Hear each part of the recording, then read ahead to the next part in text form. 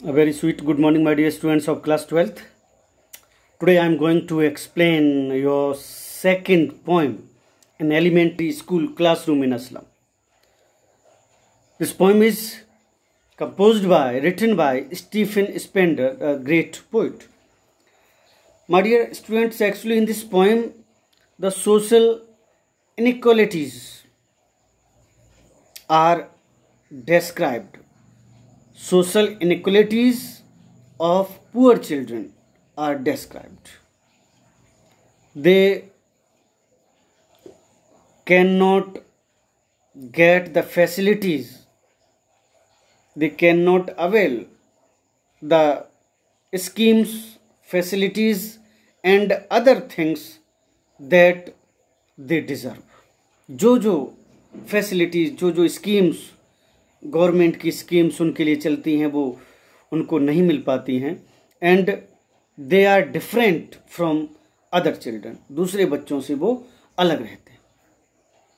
So the pathetic condition of such poor children who belong to slum area are described in this poem. What?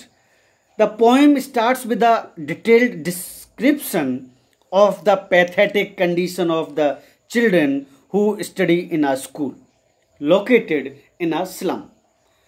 Slum area में एक school बना हुआ है, उसमें जो बच्चे पढ़ रहे हैं उनकी दशा को इस कविता में दर्शाया गया है, दिखाया गया है. The children are very sick and malnourished. बहुत बीमार हैं, नरिशमेंट इनका नहीं हो पाया. They are not healthy. They are sick and unhealthy. The poet compares them with rootless weeds. These are compared with rootless weeds. खरपतवार जो होती है, बिल्कुल घास, सूखी घास होती है, उनसे इनकी तुलना की गई है बच्चों. It seems as if their physical and mental growth has stopped. उनको देखकर लगता है इनकी फिजिकल और मेंटल दोनों ग्रोथ रुक गई. बिल्कुल पतली पतली हड्डियां, जो सब पूरा शरीर उनका पतला सा दिखाई दे रहा है और दिमाग भी उनका ज़्यादा काम नहीं कर रहा है क्योंकि उन्हें कभी पेट भर खाना नहीं मिला, उनको पोषण नहीं मिला, उनको कभी दवाइयाँ नहीं मिली. इस कंडीशन वो बच्चे उस स्कूल में क्लासरूम में बैठे हुए. They have no exposure to the real world. They don't know what is real world. क्या फैसिलिटीज होती हैं, क्या ऐश्वर्य होते, क्या लग्जरीज होती हैं, वो कुछ नहीं जानते उसके बारे में. These children are unkempt, hungry, weak and emaciated. कमजोर हैं, बीमार हैं, भूखे हैं. They are born and carry the legacy of poverty and diseases. They are carrying the legacy of diseases. They are the heir. They are the successor of their fathers and forefathers. अपने बाप के, अपने जो है पिता और अपने बाबा परबाबा के वो क्या हैं, वारिस हैं. लेकिन उनको विरासत में क्या मिला है उनसे? They have not got any property, money, luxuries, houses, nothing. क्या? बीमारियाँ. उनके फादर, उनके जो दादा के पिता, परदादा, पीढ़ियाँ इसी तरह से बीमार और बीमारियों को रख के पूरा जीवन जीती आई थी. वही जीवन वो बच्चे भी बीमार होकर जी रहे हैं. तो उनको क्या मिला विरासत में? अपने बाप से, अपने जो है पूर्वजों से बीमारियाँ मिली हैं, भूख मिली है, भुखमरी मिली है, गरीबी मिली है. अब वो उन्हीं चीज़ों को अपने जीवन में लेकर चल रहे हैं और एक स्कूल के बने क्लासरूम में बैठे, स्लम एरिया में बने स्कूल में बैठे हुए प्राइमरी स्कूल में पढ़ रहे हैं ये बच्चे. They are living in an environment of utter hopelessness. ऐसे माहौल में रह रहे, कभी आशा आती नहीं उनके मन में. जैसे आप लोग पढ़ रहे हैं, then you think that I would be an officer, I want to be a doctor, an engineer, ये बनूंगा, वो बनूंगा, इतना कमाऊंगा, ये घर बनाऊंगा, ऐसे ऐशो आराम से रहेंगे। ये चीज़ें तो बच्चों के दिमाग में कभी आई नहीं, उन्होंने देखा ही नहीं संसार क्या होता है। सपने, आशाएं तो रही नहीं उनके अंदर, बिल्कुल ख़त्म हो गई हैं। They are living a life, aimless life, actually aimless life वो जी रहे हैं। They are given a glimpse of the outside world through the picture hanging on their classroom walls. उनके क्लासरूम में कुछ तस्वीरें टंगी हुई हैं, एक नक्शा टंगा हुआ है जो संसार को दिखा रहा है। लंदन, पेरिस, हर शहर दिखा रहा है, पुल दिखा रहा है, बड़े बड़े जो महल और ये सब चीज़ें दिखा रहा है, ठीक है। लेकिन उन्होंने तो ऐसा कुछ देखा ही नहीं, वो जानते ही नहीं कि ऐसी भी दुनिया होती है। उनकी दुनिया क्या है? वही कमरा, the room in which they are getting education, the room without light and air, the home without light and air, the stomach without much food. तो उन्होंने तो ये दुनिया देखी नहीं कभी। तो वो चीज़ें, वो फोटो उनके टंगे हुए हैं क्लासरूम की दीवार पर। तो वो एक सिनेरियो, एक ग्लिम्स प्रस्तुत करते हैं उनके सामने, वो जो फोटो टंगे हुए हैं। And they are not able to understand what the real meaning of the world, where are these places which are shown in the map. जो मैप में, जो इन फोटोज में संसार दिखाया गया है, इतना चमकदार संसार होता है क्या? They seem to be totally meaningless to them. वो संसार तो उनके लिए मीनिंगलेस है, वो तो जानते ही नहीं ये चीज़ें क्या है। ऐसी भी संसार कहीं होते हैं, इतने भी हरे भरे मैदान होते हैं। उन्होंने तो केवल कूड़े के ढेर देखे हुए हैं, उन्होंने तो सब बिल्कुल कीचड़ देखा हुआ है। ऐसे भी पुल और इतने बड़े बड़े जो है पैलेसेस होते हैं, उन्होंने तो कभी देखा ही नहीं कुछ। उनके लिए मीनिंगलेस है। The map on the wall proclaims a world which is vast and limitless, but the world of the children is limited to the slum. समझिए क्या इस लाइन का मतलब है। The map on the wall proclaims a world, क्या घोषणा करता है वो जो मैप टंगा हुआ है? ऐसा वर्ल्ड है, वास्ट है, बहुत बड़ा संसार है, लिमिटलेस है। There are many countries in the world, there are many beautiful places in the world, there are rivers, there are canals, there are meadows, there are sceneries, flowers, gardens, orchard। मतलब उन बच्चों ने ऐसा कुछ नहीं देखा है, तो उस नक्शे में ही वो ऐसा देखते। जबकि on the other hand, on the contrary, the world of the children is limited. इनका खुद का संसार बिल्कुल लिमिटेड है, सिमटा हुआ है, उन्होंने ये कुछ नहीं देखा। The pictures of Shakespeare, they are different type of pictures on the wall of the classroom. एक फोटो टंगी है शेक्सपियर की।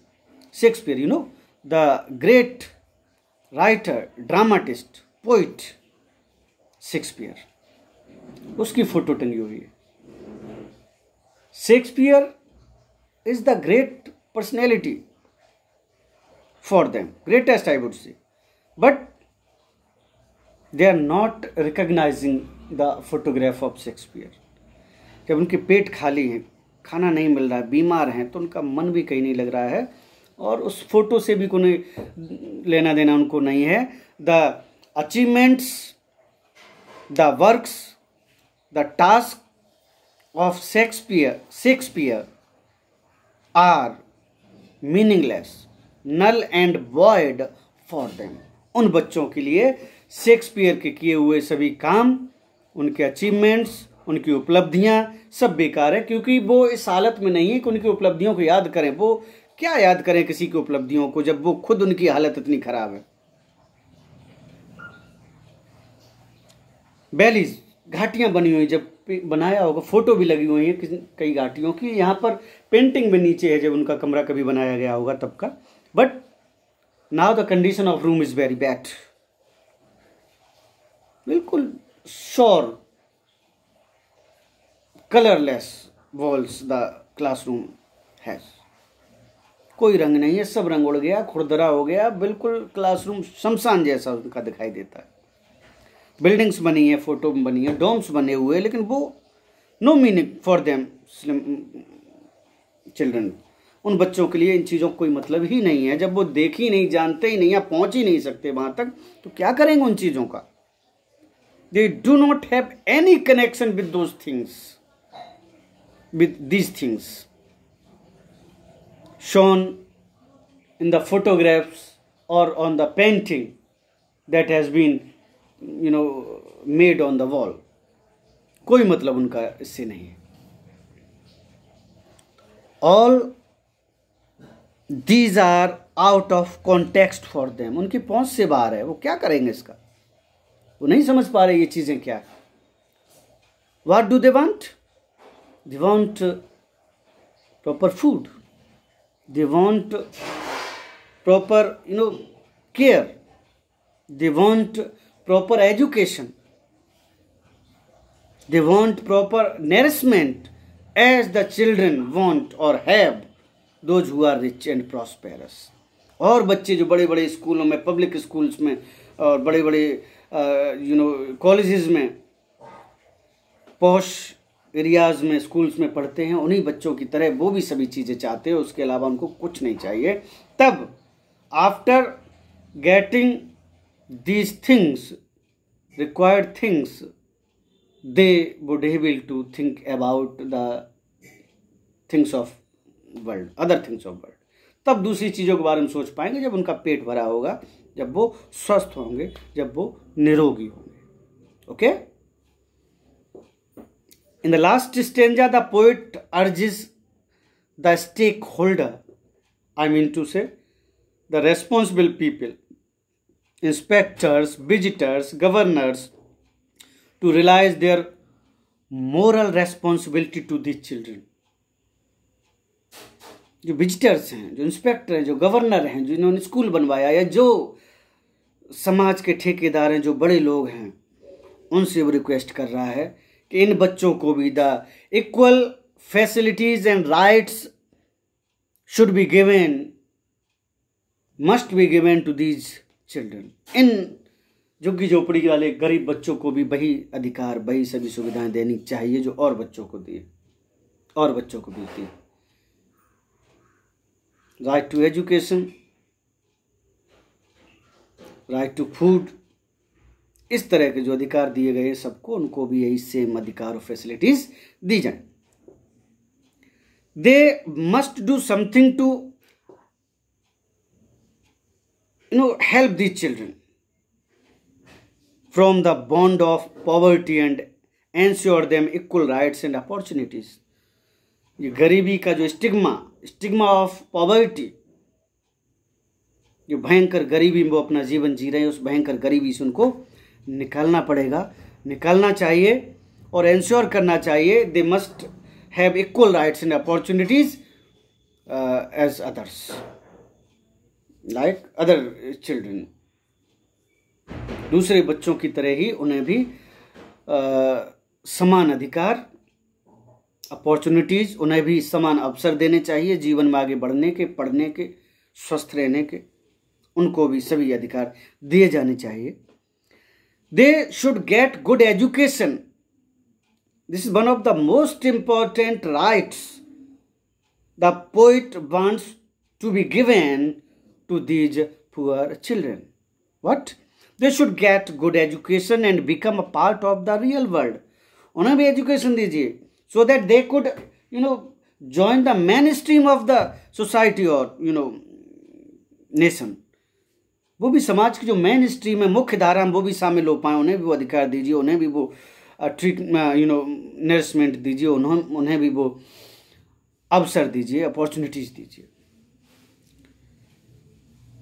Where they should be entitled to social equality, जैसा कि अभी आपको मैंने बताया, तभी वो भी सामाजिक जो इक्वलिटी है, समानता है, उसमें वो आ पाएंगे, वो भी मेन स्ट्रीम में जो है शामिल हो पाएंगे। I mean to say that in this poem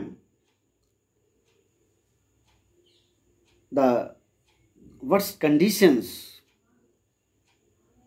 of the poor children is described.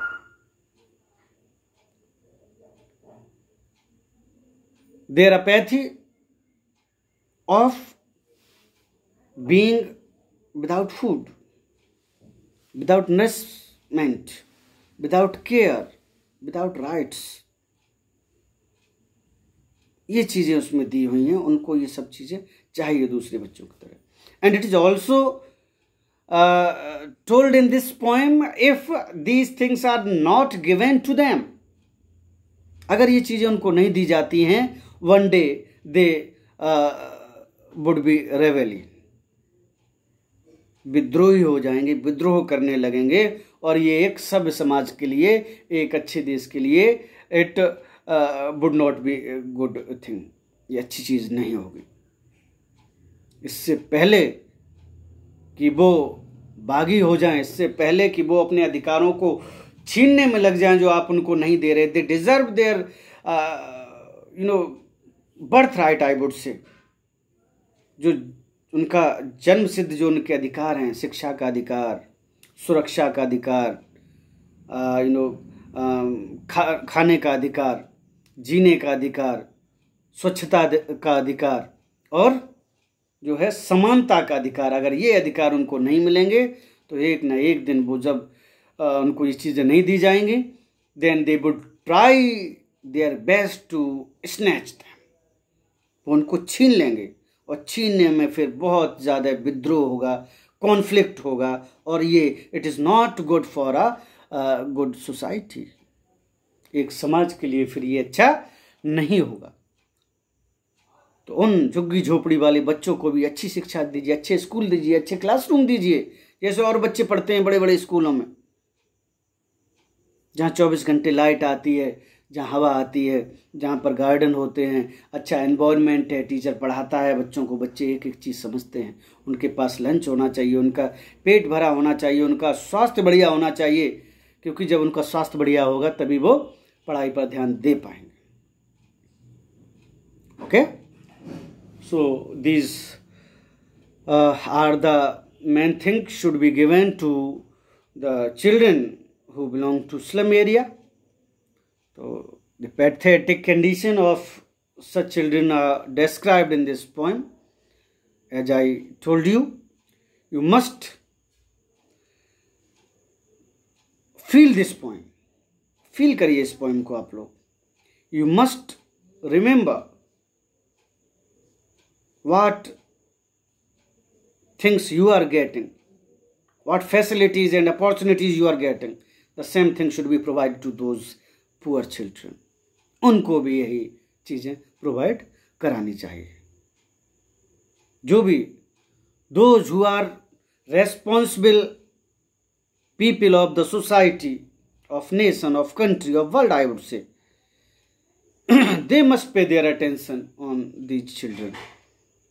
जब इक्वल, जब समानताएं इनके पास होंगी, जब इनके पास अधिकार होंगे, अवसर होंगे समान इनके पास, तो ये भी और बच्चों की तरह बहुत देश के लिए अच्छा करेंगे. ये भी मेन स्ट्रीम में शामिल होंगे और ये भी अपने देश की प्रॉस्पेरिटी के लिए, उसकी अखंडता के लिए, उन्नति के लिए, प्रगति के लिए ये भी काम करेंगे. वैसे ही सहायक होंगे जैसे कि और बच्चे होते हैं. ओके, तो this are poem. You must read this poem word by word, line by line. Extracts should be solved by you. You must read the theme, the plot, and I would say the central idea of the poem so that you could understand well. You must go through this entire poem and feel the pathetic conditions of poor children and the facilities and the equalities they deserve. Okay, thank you. Have a nice day. You must solve all the extract question answers of this poem. I would send them on your WhatsApp number on your group, and after completing the work you are supposed to take a picture or pic of that work and send it to me on my own WhatsApp number so that I could check it. You all are supposed to keep your work complete. बिल्कुल तैयार रखिएगा, अपना work करते रहिएगा, और you must give your attention on the study because you are going to appear in board classes. You are going to appear in the board examinations that are really very important for you. Okay? मेहनत से पढ़िएगा, ध्यान से पढ़िए इसको, और एक एक चैप्टर आप क्लियर करते जाइए, अपने आप को तैयार रखिए. आप बोर्ड के एग्ज़ाम देने जा रहे हैं कुछ समय के बाद. Okay, thank you. Have a nice day. God bless you. Thanks.